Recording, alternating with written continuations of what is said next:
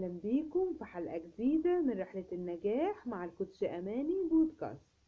النهاردة هنتكلم ازاي تحقق أهدافك الوظيفية في سوق العمل المصري، وازاي تقدر توصل للقمة.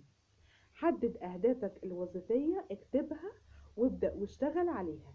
استخدم سمارت جولز محددة، قابلة للقياس، قابلة للتحقيق، ذات صلة، لها وقت محدد.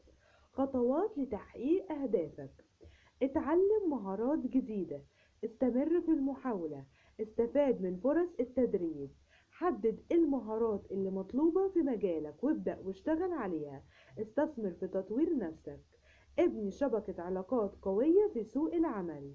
النجاح مش بيجي بسهولة، لكن مع الإصرار والعمل الجاد تقدر تحقق أهدافك. ازاي تبدأ؟ حدد أهدافك الوظيفية، استكشف شغفك ومجالاتك المفضلة، وايه الحاجات اللي انت شاطر فيها. استكشف نفسك وطورها، وابدأ في العمل بجدارة، ولا تنسى نفسك هي أغلى ما تملك، فاستثمر فيها.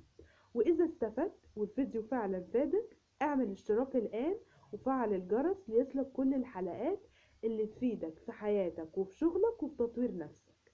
إلى اللقاء في الحلقة القادمة.